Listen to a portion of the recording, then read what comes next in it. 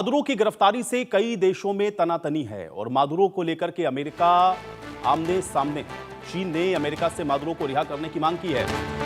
America Maduro को तुरंत रिहा करे, ये चीन की ओर से कहा जा रहा है। राष्ट्रपति को अगवा करना गलत है, ये चीन की ओर से कहा गया है।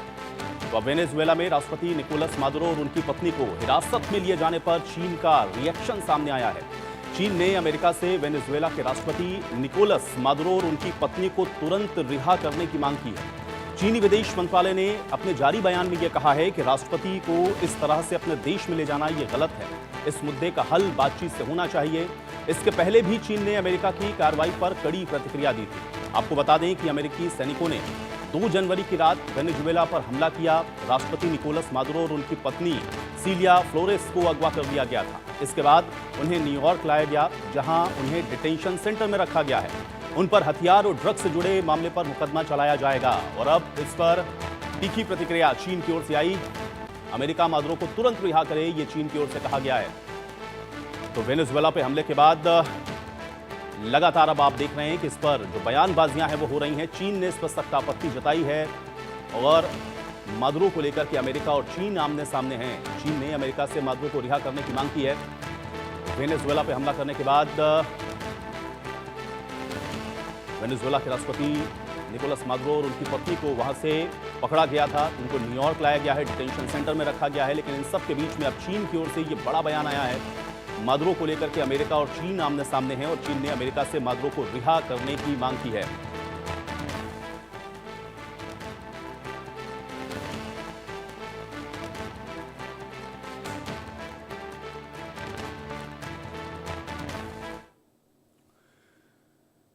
तो रविवार को रात अमेरिकी राष्ट्रपति ट्रंप ने वेनेजुएला पर अमेरिका के कब्जे की घोषणा की और ट्रंप ने इसके बाद क्या कुछ कहा है, आइए आपको सुनवाते हैं। At my direction, the United States Armed Forces conducted an extraordinary military operation in the capital of Venezuela. Overwhelming American military power, air, land, and sea, was used to launch a spectacular assault, and it was an assault like people have not seen since World War II. It was a force against a heavily fortified military fortress in the heart of Caracas to bring outlaw dictator Nicolas Maduro to justice. This was one of the most stunning, effective, and powerful displays of American. तो Venezuela attack पर Trump का यह बयान है और Venezuela में military operation हुआ, यह बात ट्रंप कहते हुए नजर आए। तानाशाह को हटाने के लिए ऑपरेशन मेरे आदेश पर हुआ। वेनेजुएला में यह ऑपरेशन किया गया और ऑपरेशन में किसी की मौत नहीं हुई है, यह ट्रंप ने कहा है। एक भी अमेरिकी सैनिक नहीं मारा गया है, ट्रंप की ओर से यह भी कहा गया। ऑपरेशन के वक्त हर तरफ अंधेरा था। अब वेनेजुएला पर अमेरिका का कब्जा है और वेनेजुएला में अब अमेरिका का शासन है, ये ट्रंप कह रहे हैं। नई सरकार के गठन तक यूएस का शासन यहां पर रहेगा। वर्ल्ड वॉर 2 के बाद यह सबसे बड़ा ऑपरेशन है और ऐसी बहादुरी दुनिया का कोई और देश नहीं दिखा सकता। यूएस वेनेजुएला तेल का कारोबार भी करेगा, यह बात ट्रंप कहते हुए नजर आए हैं। तो वेनेजुएला को लेकर के ट्रंप की ओर से यह बयान है। नई सरकार के गठन तक यूएस का शासन वेनेजुएला पर रहेगा, इस बात को ट्रंप ने कहा है।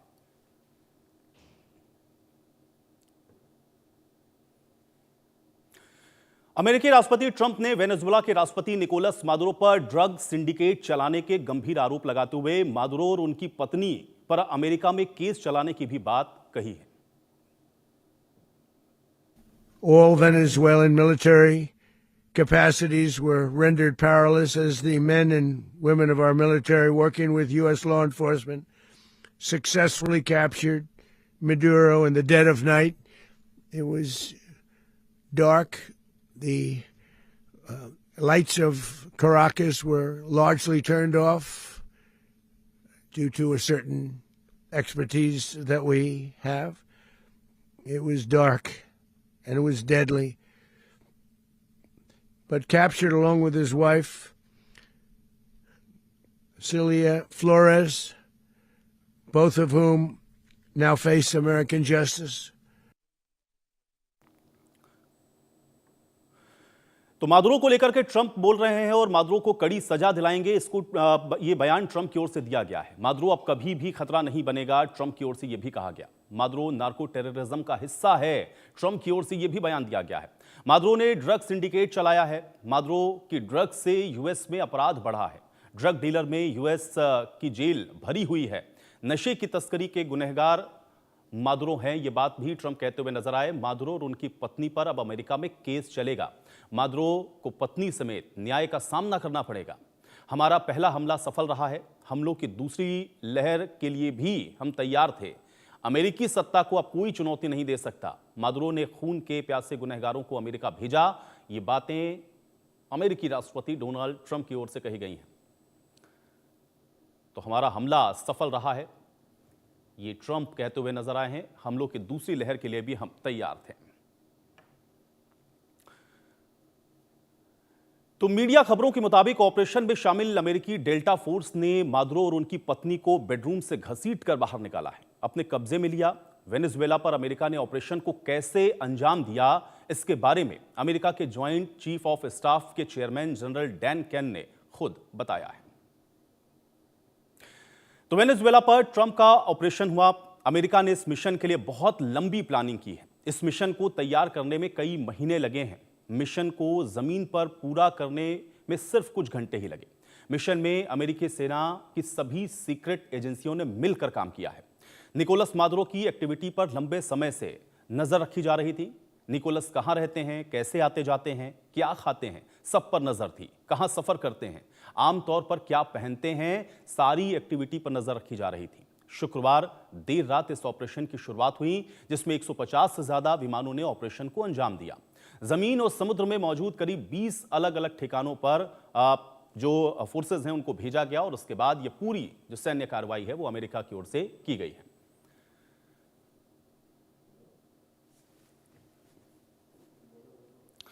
तो वेनेजुएला पर ट्रंप की ओर से यह बयान दिया गया है। ऑपरेशन किस तरीके से इसको अंजाम दिया गया है, इस मिशन को जमीन पर पूरा करने में कुछ ही घंटे लगे हैं, लेकिन इसकी पूरी आप कह सकते हैं कि एक तरीके से जो पटकथा है वो पहले से ही तैयार हो गई थी। मादुरो के ऊपर जो नजर है वो एजेंसियां लगातार अमेरिकी एजेंसियों की ओर से रखी जा रही थी। उनका पूरा शेड्यूल आप एक तरीके से कह सकते हैं कि एजेंसियों के पास में था।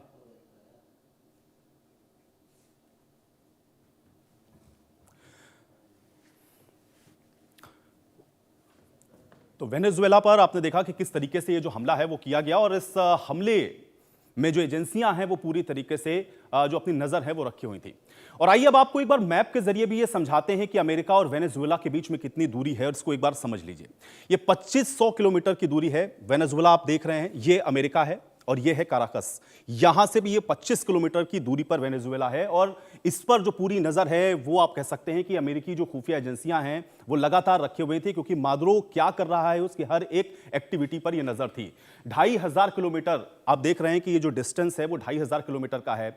अमेरिका ने इसी वेनेजुएला में ये काराकस है, यहां इसको निशाना बनाया और इस जगह पर अमेरिकी जो खुफिया एजेंसियां हैं उनके जो तमाम इनपुट से उसके आधार पर आपने देखा कि कितनी जो बड़ी कार्रवाई है वो अमेरिका की ओर से देखने को मिली है, जिसमें वहां के राष्ट्रपति को, उनकी पत्नी समेत आपने देखा कि कैसे जो अमेरिकी फोर्सेज हैं उन्होंने गिरफ्तार किया, उनको न्यूयॉर्क लाया गया और उसके बाद अब उनको डिटेंशन सेंटर में भी रखा जा रहा है। तो ये ऑपरेशन आप देखिए अमेरिका ने जो चलाया वो तकरीबन 2500 किलोमीटर का एक फासला था, लेकिन एजेंसियों की चूंकि जैसा कि मैंने बताया कि वो नजर पहले से ही थी और उसके बाद जो अलग अलग जो टारगेट्स हैं उनको भी सेट किया गया था और उन अलग अलग जगहों पर भी आपने देखा कि जो नजर थी वो एजेंसियों की थी। लेकिन ये जो 2500 किलोमीटर की दूरी है ये अमेरिका और वेनेजुएला के बीच की है और इसी 2500 किलोमीटर की दूरी पर आकर के अमेरिकी फोर्सेज ने इस पूरी जो कार्रवाई है उसको अंजाम दिया है।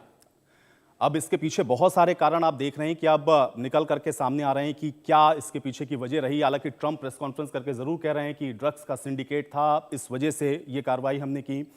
और अमेरिका के अंदर चूंकि लगातार वेनेजुएला से जो ड्रग्स है वो पहुंच रहा था, इसलिए ये कार्रवाई हमको करनी पड़ी। लेकिन वैश्विक परिदृश्य में अगर आप देखेंगे तो उसके बहुत सारे जो मायने हैं वो निकाले जा रहे हैं।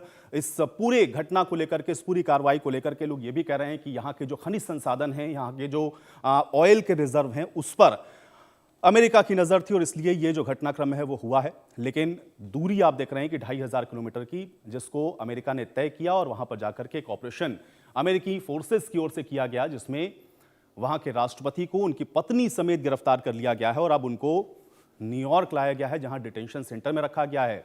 कल आपने देखा प्रेस कॉन्फ्रेंस की ट्रंप ने, जिसमें वो ये भी कहते हुए नजर आए कि अब उनके ऊपर यहां पर जो मुकदमा है वो भी चलाया जाएगा। तो वेनेजुएला पर अमेरिका का कब्जा हो चुका है, लेकिन इस कब्जे के बाद अब वैश्विक परिदृश्य पर आप देख रहे हैं कि इसको लेकर के जो प्रतिक्रियाएं हैं वो भी हैं और अलग अलग तरीके से इसके जो मायने हैं वो निकाले जा रहे हैं। लेकिन ये बिल्कुल तय है कि अमेरिका लगातार चूंकि इस पर नजर रखे हुए था और ये तनातनी काफी लंबे समय से आप देख रहे हैं कि चल रही थी, और अब अमेरिकी फोर्सेस ने इस पूरे घटना को यहां पर अंजाम दिया है।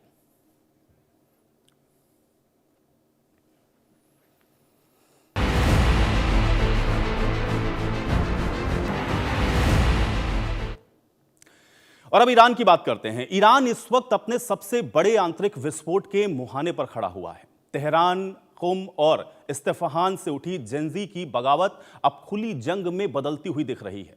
खामनेई की सत्ता को न केवल अंदर से बल्कि बाहर से भी सीधी चुनौती दी जा रही है। इस तरह से ईरान में नेतन्याहू के बाद ट्रंप की जबरदस्त एंट्री हो गई है। पहले ट्रंप जेंजी के हौसले की जमकर तारीफ करते हैं और अब साफ साफ वो ये बोल रहे हैं कि अगर जेन जी को छुआ तो फिर हम छोड़ेंगे नहीं। अब ऐसे में सवाल यह है कि मादुरो के बाद अब क्या खामनेई का भी नंबर आ रहा है? क्योंकि ईरान में आप देख रहे हैं कि जेन जी का जो गुस्सा है वो अब सड़कों पर फूट पड़ा है। तेहरान की गलियों से लेकर के कुम के जो तमाम धार्मिक केंद्र हैं वहां पर यह प्रदर्शन फैला हुआ है।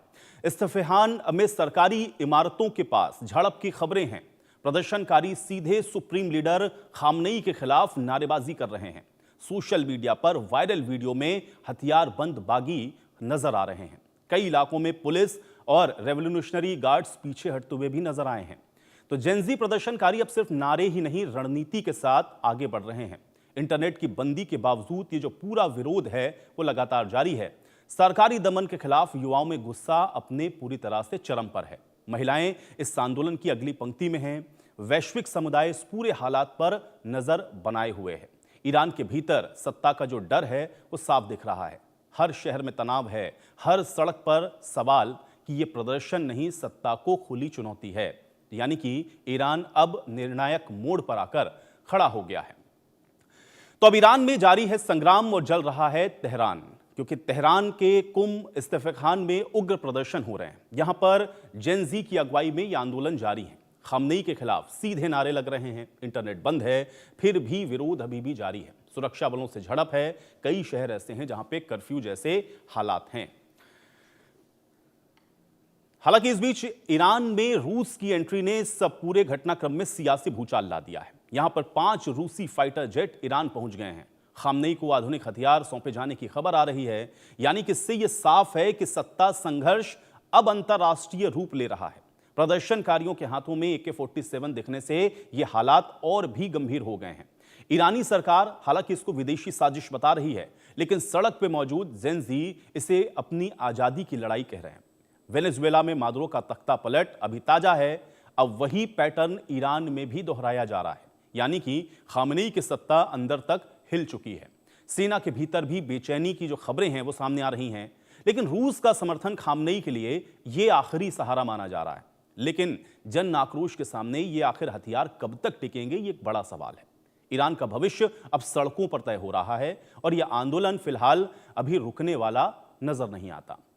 यानी कि कुल मिलाकर के तेहरान की सड़कों से उठी जेंजी की यह बगावत अब ईरान की सत्ता की नींव हिला रही है। रूस की सैन्य मदद और खामनेई की सख्ती भी इस आग को ठंडा नहीं कर पा रही है। मादुरो के बाद अब दुनिया की नजरें ईरान के ऊपर हैं। क्या यह सिर्फ विरोध है या सत्ता परिवर्तन की शुरुआत है?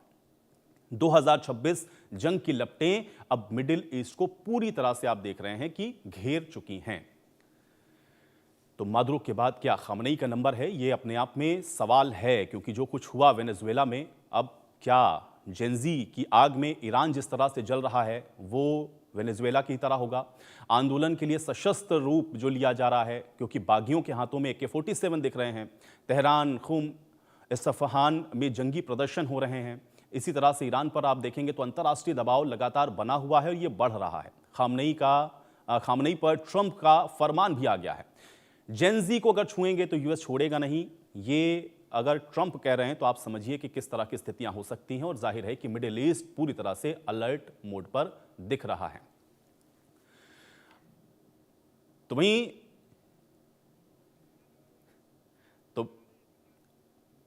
मिडिल ईस्ट अलर्ट मोड पर है और मादुरो के बाद आप देख रहे हैं क्योंकि 1979 के इस्लामिक क्रांति से ईरान को जो नुकसान हुआ कट्टरपंथी सोच की वजह से, अब खलीफा के विद्रोह की जो वजह है वो आपको एक बार बता देते हैं। देखिए 1979 की इस्लामिक क्रांति से ईरान को नुकसान पहुंचा है। यहां पे कट्टरपंथी सोच की वजह से दुनिया से ईरान कट गया। सत्ता को बचाए रखने के लिए खामनेई ने धर्म का सहारा लिया, महिलाओं के खिलाफ जुल्म होते रहे और अब नतीजा आप देख रहे हैं कि वो यहां तक पहुंचा कि जेन ज़ी सड़कों पर उतर आया।